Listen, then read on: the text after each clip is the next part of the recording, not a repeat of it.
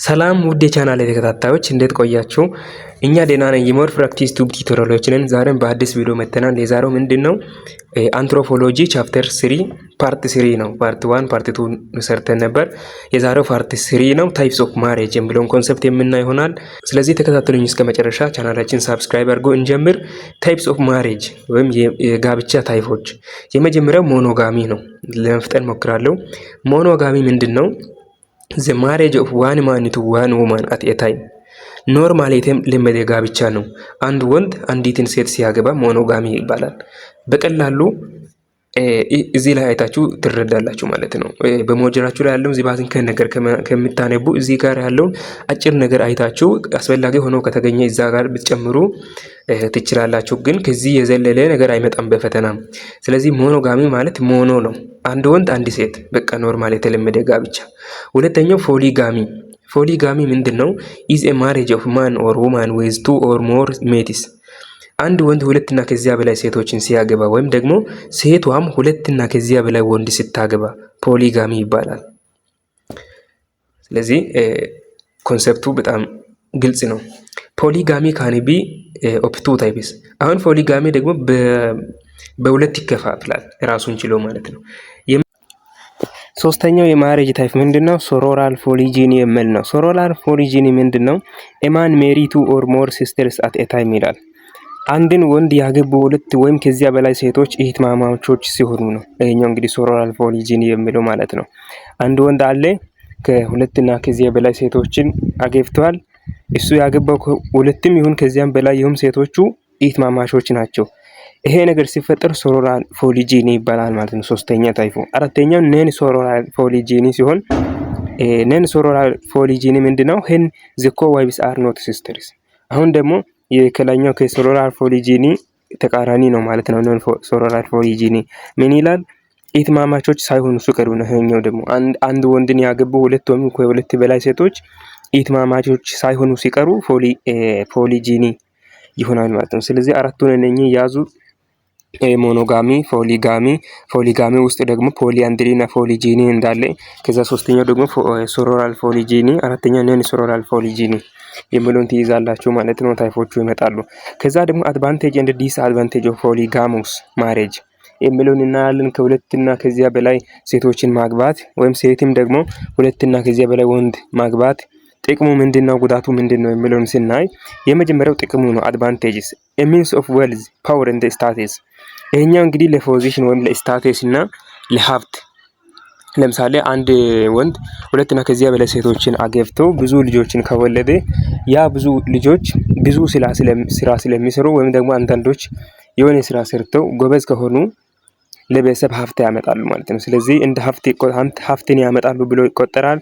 ከዛ ደግሞ ፓወር፣ ለምሳሌ ሰፈር ላይ ወይ የሆነ አካባቢው ላይ ያ ሰዎች ወይም ብዙ ልጆች ያለበት ሰው ብዙ ፓወር ስላለው ብዙ ልጆች ስላሉ የሰው ኃይል ስላለ ፓወር አላቸው ጉልበት አላቸው ተብሎ ይታሰባል። ሶስተኛው ስታተስ ነው። ከዛ ደግሞ seen as a sign of prestige and more children ብዙ ልጆች እንዲኖራቸው ሲፈልጉ ይሄኛውን ያደርጋሉ።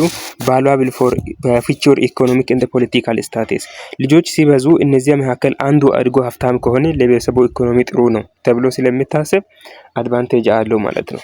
አድቫንቴጅ አለው። ዲስ አድቫንቴጁን ሲናይ ጃለውስ አሞንግ ዘ ኮ-ዋይፍስ ሳይኮሎጂካል ኤንድ ሶሻል ፕሮብሌምስ በሚስቶች መካከል አለመግባባት፣ ጥል፣ ቅናት ሊኖር ይችላል። አሁን ሚስቶች ሁለትና ከዚያ በላይ ሲሆኑ በሚስቶች መካከል አለመግባባት ሊኖር ይችላል፣ ጥል፣ ክርክር ሊኖር ይችላል፣ ቅናት ሊኖር ይችላል። እነኚህ እንደ ዲስ አድቫንቴጅ ይነሳሉ ማለት ነው። ይሄን ያክል ካልን አሁን ደግሞ ኢኮኖሚክ ኮንሲደሬሽን ኦፍ ማሬጅ ጋብቻ በኢኮኖሚ ላይ ያለው ተጽዕኖ ምንድነው የሚለውን የምናይ ይሆናል። ጋብቻ እንግዲህ እንደምታውቁት እናንተም ሰፈር እኛ ጋም የተለመደ ነው። በኢኮኖሚ ላይ ተጽዕኖ አለው። ምንድነው ያ ተጽዕኖ ምን እንደሆነ እናያለን። ማሬጅ has a contract includes the transfer of certain rights between the parties involved ጋብቻ ውል ወይም ኮንትራት ሲሆን አንዳንድ መብቶችና ግዴታዎችን ያጠቃልላል። ቅድም እንዳልነው ልጆችን የማሳደግ ኃላፊነት ሊሆን ይችላል፣ ሚስቱን ማንከባከብ፣ ደግሞ ሚስቷም ደግሞ ባሉ ታዛ ስራ መስራት ሊሆን ይችላል። እነኚህ ህጎች ናቸው ማለት ራይቶች ናቸው። መብቶችና ግዴታዎችን ያጠቃልላል ማለት ነው ጋብቻ። ምሳሌውን ስናይ ራይት ኦፍ ሴክሹዋል አክሴስ በማሬጅ ወይም በጋብቻ ጊዜ ወይም ጋብቻን ከፈጸምን በኋላ ያለን መብትና ግዴታ ምንድነው? የመጀመሪያው ራይትስ ኦፍ ሴክሹዋል አክሴስ ይላል። ምንድነው? ሴክስን እንደፈለጉ ማድረግ ይችላሉ ማለት ነው። ሁለተኛው ሌጋል ራይት ቱ ቺልድረን ልጆችን የማሳደግ የማስተማር የማንከባከብ መብት። ከዛ ራይትስ ኦፍ ዘ ስፓውስ ቱ ኢች አዘርስ ኢኮኖሚክ ጉድ ኤንድ ሰርቫይስ አንዱ ለአንዱ ኢኮኖሚ ወይም ሁለቱም ለራሳቸው ኢኮኖሚ ሶሻል ጉዶችን ወይም አገልግሎቶችን ማገልገል እነኚህ መፍቶች ናቸው። እና ከዚህ በኋላ የምናየው ደግሞ ብራይድ ፕራይስ የሚለውን እናያለን። የኢኮኖሚ ላይ ያለው ተጽዕኖ ማለት ነው። የመጀመሪያው ካሳ። አሁን ለምሳሌ ወንድ ልጅ ሲያገባ ለሙሽራይቱ ቤተሰብ የሚሰጠው ካሳ ሊኖር ይችላል። ደግሞ ከእሷ ቤተሰብ ወደ ልጁ ቤተሰብ የሚመጣው ካሳ ሊኖር ይችላል። አሁን የምናየው ብራይድ ፕራይስ ወይም ብራይድ ወልዝ የሚለውን የጋብቻ ካሳ በአማርኛ ልንለው እንችላለን። ይሄ ነገር እንዴት ነው ካልን is the compensation given upon marriage by the family of the groom to the family of the bride. ብራይድ ፕራይስ የሚለው ምንድነው? በአማርኛ የሙሽራው ቤተሰብ ለሙሽራይቱ ቤተሰብ ካሳ ወይም ኮምፔንሴሽን ሲሰጥ ነው። ይህ እንደሚታወቁት በብዙሃኑ አፍሪካውያን ዘንድ የተለመደ ነው። ስለዚህ የሙሽራው ቤተሰብ ለሙሽራይቱ ቤተሰብ የሚሰጠው ካሳ ብራይድ ፕራይስ ወይም ብራይድ ወልዝ ይባላል ማለት ነው። ብራይድ ፕራይስ has been seen as ብራይድ ፕራይስ የሚሰጠው ምክንያቱ ምንድነው? ወይም ሲሰጥ እንደምን ታስቦ ነው የሚሰጠው ካልን የመጀመሪያው ሴኩሪቲ ኦር ኢንሹራንስ ፎር ዘ ጉድ ትሪትመንት ኦፍ ዘ ዋይፍ ለሴቷ ዋስትና ነው ተብሎ ይታመናል። ምን የሚሰጠው ማለት ነው። ስለዚህ አንድ ወንድ አንድ ሴቷን ቢያገባ እሱን ስላገባ ለሷ ቤተሰብ የሆነ ገንዘብ ወይም የሆነ ዋጋ ቢከፍል ለሴቷ ዋስትና ነው። ምክንያቱም ብዙ ዋጋ ስለከፈለባት ያንከባክባታል ማለት ነው። ወይም ለሷ ደግሞ ዋስትና እንደ ዋስትና ተብሎ ይታመናል። ሁለተኛው ስታብላይዝ ማሬጅ ባይ ሪዱሲንግ ዘ ፖሲቢሊቲ ኦፍ ዳይቮርስ ይላል። ጋብቻው ዘላቂና ፍቺ የሌለበት እንዲሆን ያደርጋል ተብሎ ይታመናል ማለት ነው። ሶስተኛው ሲምቦል ኦፍ ዩኒየን ቢትዊን ቱ ላርጅ ግሩፕስ ኦፍ ኪን ሁለቱን ማለትም የሙሽራውና የሙሽሪትን ቤተሰብ በጽኑ የሚያዛምድ ምልክት ነው ተብሎ ይታመናል። ብራይድ ፕራይስ ማለት ነው። አሁን ደግሞ ብራይድ ፕራይሱን ካየን ብራይድ ሰርባይሱን እናያለን። ፕራይሱና ሰርባይሱን ለዩት። ፕራይስ ዋጋ ነው ወይም ካሳ ነው። ሰርባይስ ደግሞ አገልግሎት ነው። ስለዚህ ብራይድ ሰርባይስ ምንድን ነው? is a labor service provided for the parent of the bride or wife by the bridegroom or husband የሚያገባው ወንድ ለሚያገባው ለሴት ቤተሰብ የሚያገለግለው አገልግሎት ማለት ነው። በመጽሐፍ ቅዱስ በዘፍጥረት ላይ አንብባችሁ ከሆነ ያዕቆብ የላባን ልጅ ራሔልን ለማግባት ሲል የላባ ቤተሰብ በላባ ቤት ውስጥ 14 ዓመት ላባን አገልግሎት ነበር። ስለዚህ ብራይድ ሰርባይስ ማለት ሙሽራው ሙሽራይቱን ለማግባት ቤተሰቧን ሲያግዝ ማለት ነው። የሚያግዘው አገልግሎት ማለት ነው። ስለዚህ ብራይድ ሰርባይስ ፕራይሱና ሰርባይሱን ለዩ። ሰርባይስ አገልግሎት ነው። ስለዚህ እናንተ ከሆነ ቤተሰብ ልጅቷን ለማግባት ስትፈልጉ ያንን ቤተሰብ ታገለግላላችሁ ማለት ነው። ስለዚህ ይሄን በአንዳንድ ማህበረሰብ ውስጥ አለ ማለት ነው። ስለዚህ እሱ ብራይድ ሰርባይስ ይባላል። ሶስተኛው ደውሪ ነው። ደውሪ ምንድነው? involves a transfer of goods or money in the opposite direction from the bride's family to the groom's family። ይሄ ደውሪ ደግሞ የብራይድ ፕራይስ ተቃራኒ ነው፣ ኦፖዚት ነው። ምን ይላል? ከሙሽሪቷ ቤተሰብ ለሙሽራው ቤተሰብ የሚሰጥ ስጦታ ስለሆነ ለነገሩ ለሙሽሮች እኮ ምንም ጥቅም አይኖረው። ምክንያቱም በቤተሰቦቻቸው መካከል የሚደረግ ስለሆነ። ለምን? ከሙሽሪቷ ቤተሰብ ለሙሽራው ቤተሰብ ነው የሚሰጠው እንጂ ከሙሽሪቷ ቤተሰብ ወይ ለሙሽራው አይሰጥም። ስለዚህ በቤተሰብ ውስጥ የሚሰጣጥ ስጦታ ወይም ካሳ ስለሆነ ለሙሽራዎች ጥቅም አይኖረው ማለት ነው። ስለዚህ ደውሪ ይሄን ይመስላል። ደውሪ ከቤተሰብ ውስጥ የሚያልቅ ነው። ከዛ ደግሞ ብራይድ ሰርባይስ አገልግሎት ነው። ብራይድ ፕራይስ ደግሞ ፕራይስ ነው፣ ዋጋ ነው፣ የምትሰጡት ዋጋ ነው። ስለዚህ ሶስቱን ትይዛላችሁ። በኢኮኖሚ ላይ ያለው ተጽዕኖዎች ናቸው። እና ደግሞ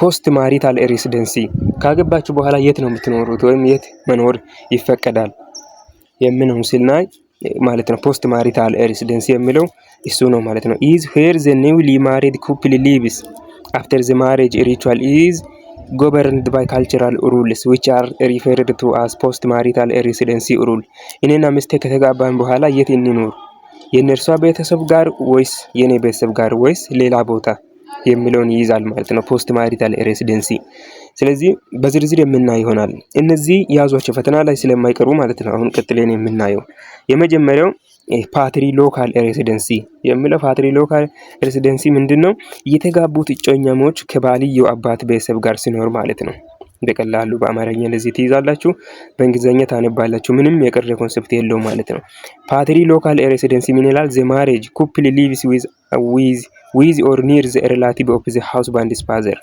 የተጋቡት እጮኛሞች ከባልየው አባት ቤተሰብ ጋር ሲኖር ማለት ነው ይሄ እንግዲህ በአብዛኞቻችሁ ዘንድ የተለመደ ነው ብዬ አስባለሁ ሁለተኛው ማትሪ ሎካል ሬሲደንሲ ነው ማትሪ ሎካል ሬሲደንሲ ምን ይላል የተጋቡት እጮኛሞች ከሚስትየው ቤተሰብ ጋር ሲኖሩ ማለት ነው ይሄ እንግዲህ በእናንተ አካባቢ ሊኖር ይችላል እኔ እስካሁን ይሄን አይነት ጋብቻ ይሄን አይነት ኑሮ አልሰማውም ይሄ ማትሪ ሎካል ሬሲደንሲ እንግዲህ የተጋቡት እጮኛሞች ከሚስትየው ቤተሰብ ጋር ይኖራሉ ማለት ነው ከዛ ሶስተኛው ደግሞ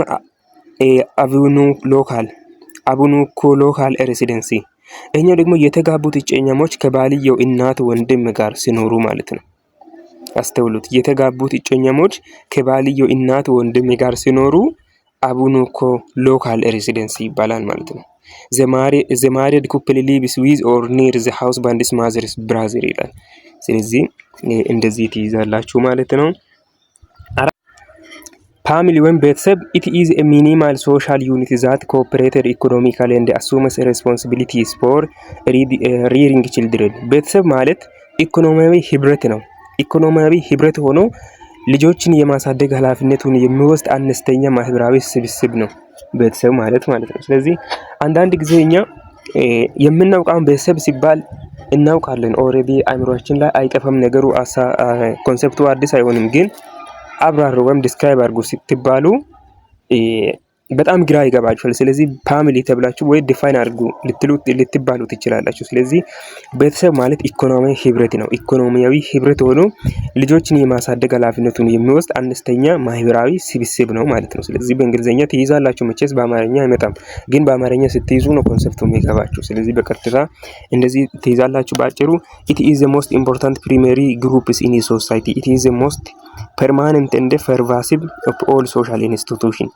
ከየትኛው ማህበራዊ ተቋም ይልቅ የመጀመሪያ ዘላቂና በጣም ጠቃሚ የህብረተሰብ ቡድን ነው ቤተሰብ ማለት ነው ስለዚህ ከየትኛውም ነገር ይቀድማል ከሶሻል ዩኒየን ከሌጋል ዩኒየን ከሪሊጂየስ ዩኒየን ከየትኛውም የሚቀድመው የመጀመሪያው እና ደግሞ ዘላቂው በጣም ጠቃሚው ቤተሰብ ነው ማለት ነው ስለዚህ ከቤተሰብ ተነስቶ ነው ሃይማኖት ዩኒየን የሚደረገው ፖለቲካል ዩኒየን የሚደረገው ስለዚህ ቤተሰብ ማለት እንደዚሁ ባጭሩ ትይዛላችሁ ታይፕስ ኦፍ ፋሚሊ ስትራክቸር ይላል እንግዲህ ፋሚሊ ስትራክቸር ወይም የቤተሰብ ስትራክቸር በሁለት ታይፕ አለው እነርሱ ምንድነው ኑክሊየር እና ኤክስቴንድድ ፋሚሊ ነው ኑክሊየር ፋሚሊ ምንድነው consists of a husband and a wife and their children it is common in modern society አብዛኛው አሁን በእኛ ሰዓት የተለመደው ባል ሚስትና የነርሱን ልጆች ብቻ የሚያጠቃልል ኑክሊየር ፋሚሊ ይባላል ማለት ነው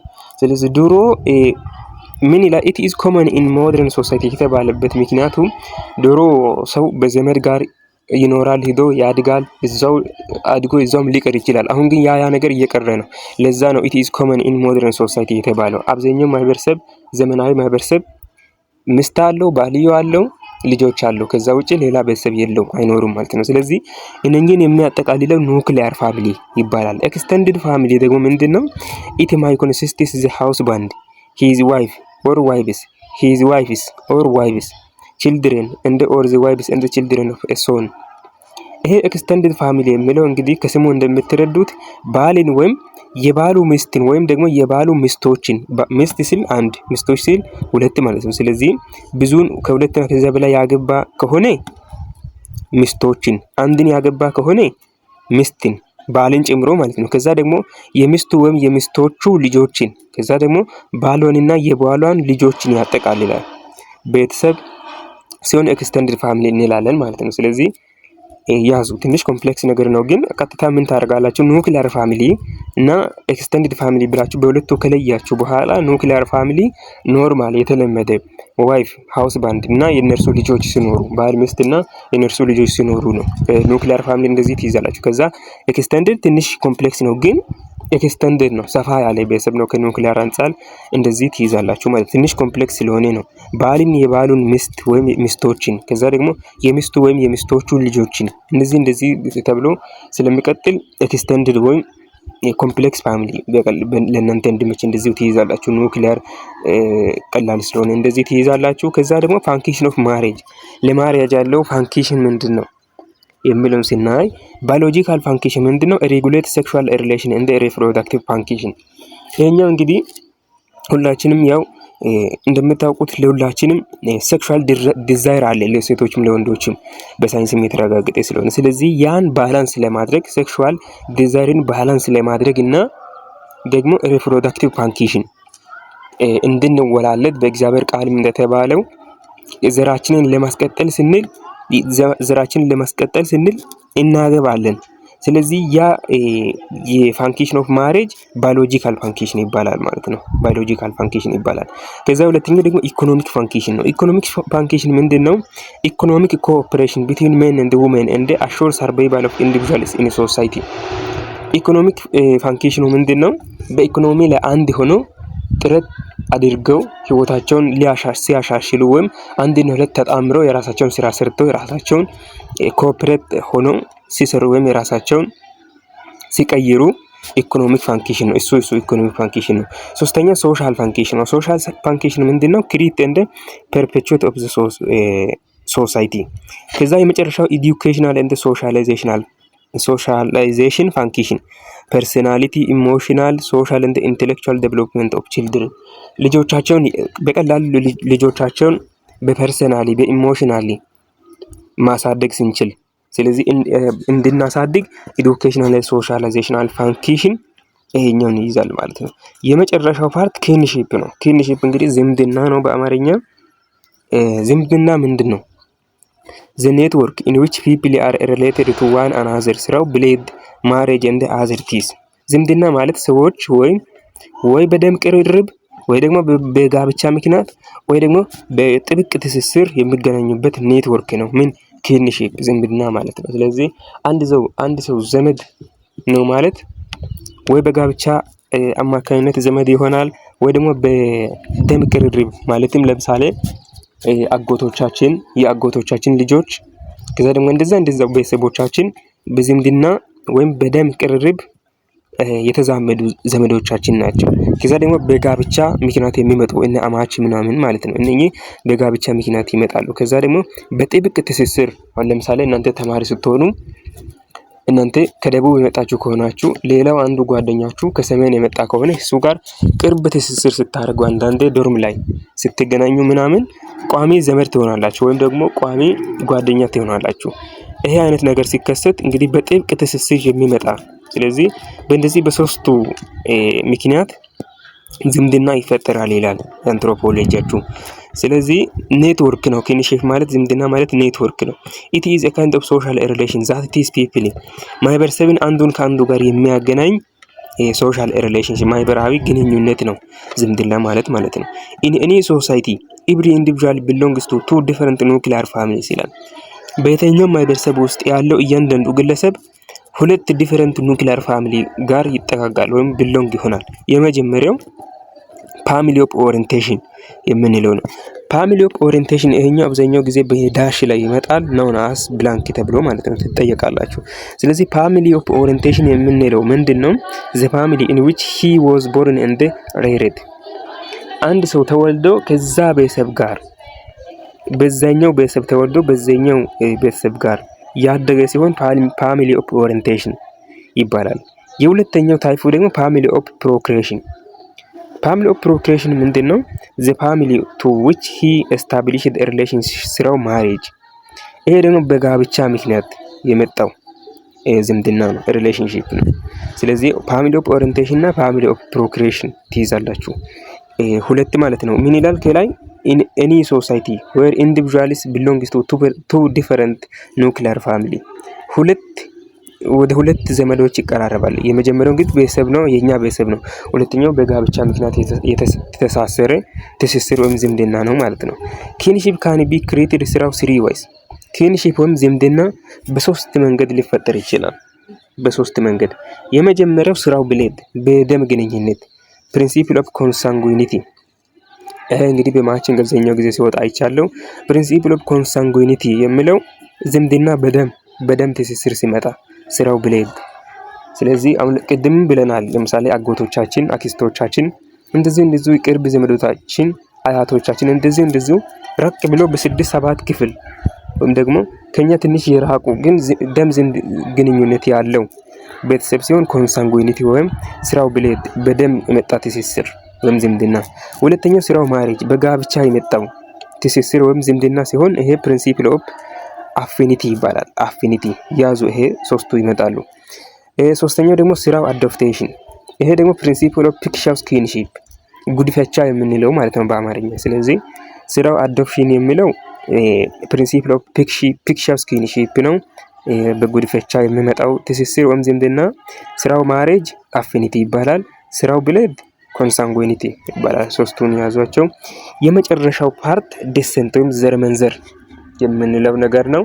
እንግዲህ አንትሮፖሎጂያችን ዘር መንዘራችንን አላስቀረም፣ ሁሉንም ነገር ያጠናል ማለት ነው። ስለዚህ ዲሰንት የምንለው ነገር ዘር መንዘር ነው። ዘር መንዘር እንዴት ነው የሚመጣው፣ ምን ማለት ነው የሚለውን እናያለን።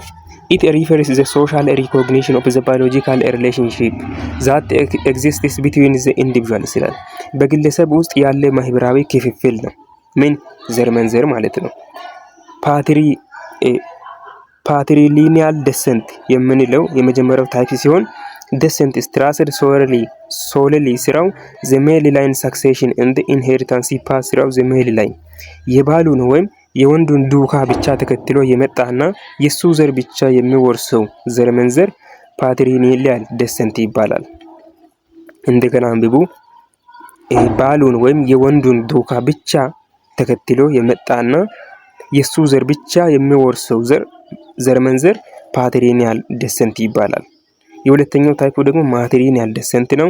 ይሄኛው የከላኛው ኦፖዚት ነው። ሴቷን ዱካ ብቻ ተከትሎ የመጣና የሷ ዘር ብቻ የሚወርሰው ነው ማትሪሊኒያል ዲሰንት የምንለው።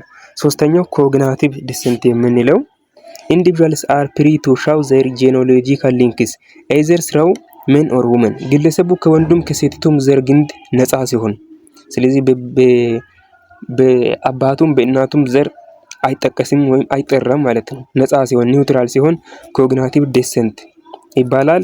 ማትሪሊኒያል እንግዲህ የሴቷን ዱካ ብቻ የሚከተልና ተከትሎ የመጣና የሷ ዘር ብቻ የሚወርሰው ዘር መንዘር ሲሆን ፓትሪሊኒያል የባሏን ወይም የወንዱን ዱካ ብቻ ተከትሎ የመጣ ነው። ስለዚህ እነኚህን ሶስቱን የዲሰንት ታይፖችን ያዙ፣ ፈተና ላይ ይመጣሉ ማለት ነው። ስለዚህ ቻፕተር 3 በዚሁ ጨርሰናል። የሞር ፕራክቲስ ቱብ ቲዩቶሪያላችንን ሳብስክራይብ አድርጉ። እስካሁን ሳብስክራይብ ያላደረጋችሁ ለእናንተ ለፍተን እየሰራን ነው፣ ለማንም አይደለም።